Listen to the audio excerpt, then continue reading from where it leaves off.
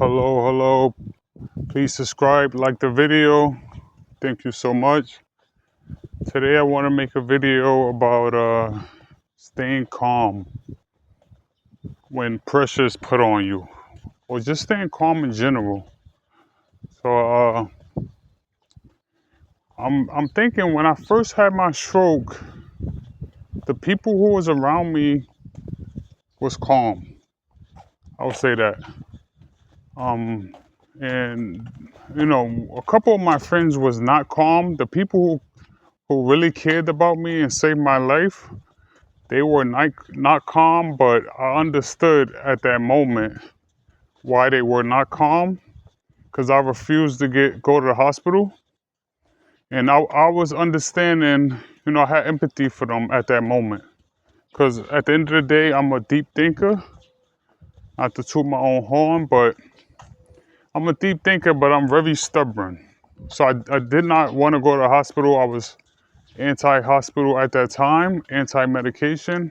Obviously, I'm not anymore, I wanted to make this video because um, one of my friends, he's a good friend of mine, maybe one of my best friends. He could be my best friends. I don't really believe in best friends. You just have good friends and not so good friends, okay friends and associates, but he's a good friend. And every day he kept bugging me to go to the hospital.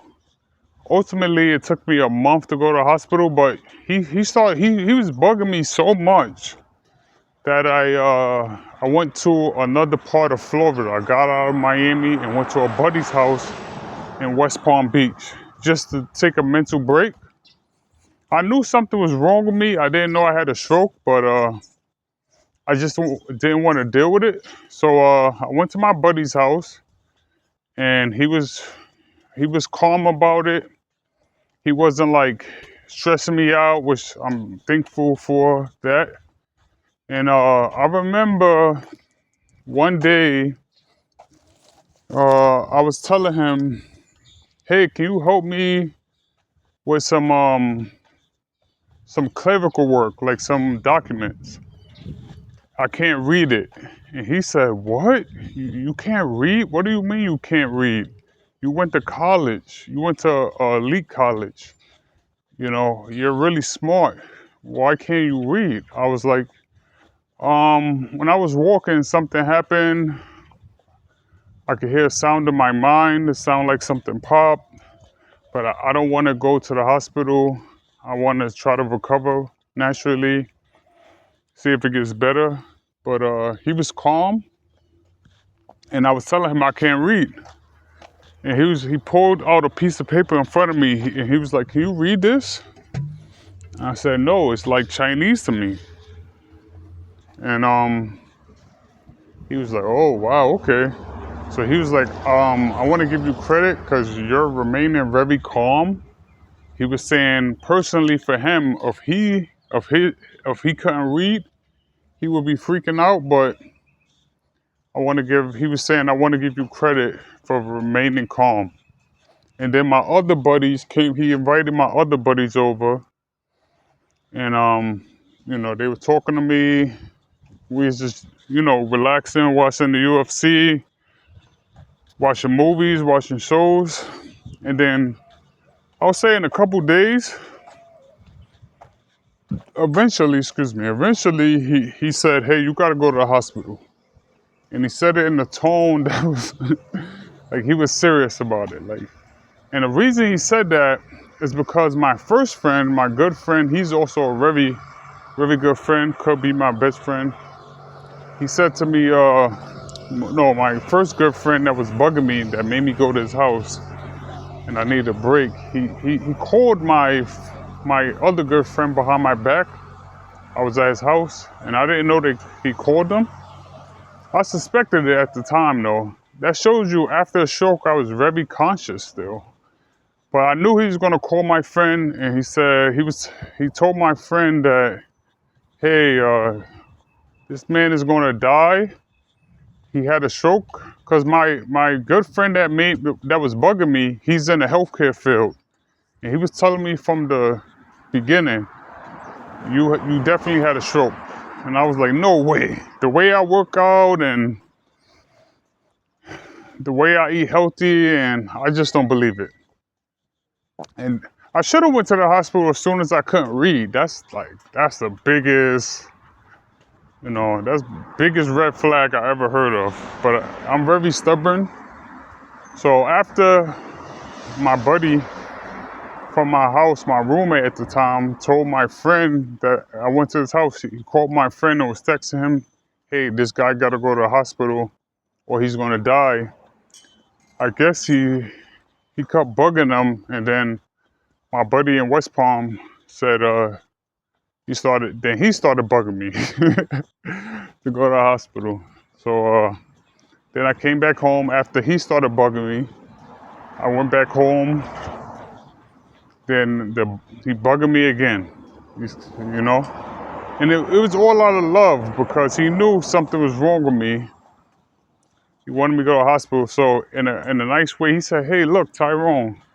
That's my real name, Tyrone. He said, hey, look, just go to a clinic, check your blood pressure, make sure everything's okay. Ask them why you can't read, when it will come back, stuff like that. So I went to the clinic and they took my blood pressure, and my blood pressure was 251 over 151, which is outrageous. Anyone who knows blood pressure, that's like, wow. Like, just to put it in perspective, a good blood pressure is 120 over 80. So my blood pressure that day was 251 over 151.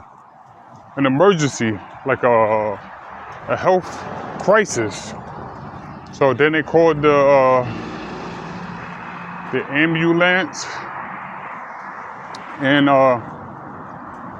they took me to the hospital, Baptist Hospital, and they said I had a stroke, and they're gonna monitor me. And I was in the hospital for 2 weeks. I was in ICU because my blood pressure would not come down. And they put on my diagnosis paper I have resistant high blood pressure. So yeah, and then fast forward to today. I'm doing the best I can, but and I'm improving and all that. But the point of this video is you gotta stay calm. If I wasn't calm, it would have been worse for me. I would have got anxiety, and no telling what would happen if I was not calm. So from beginning to end, throughout that process, I was calm, almost to the point where my friends were like, wow, this is shocking how calm you are. So, I just want to say I try to bring all those like values and, traits I talk about. I try to bring them to other people, lead by influence, not just talk about being calm, actually being calm during crisis. So, yeah, you just got to be calm in life. Anything you're going through is going to improve, and then it'll get better with time. I don't care what you're going through, you can recover. You can recover your health, talking ability if you lose it. You can recover your walking ability. You can recover your memory.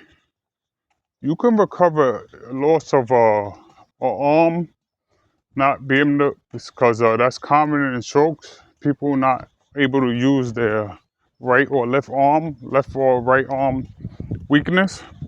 You can recover everything.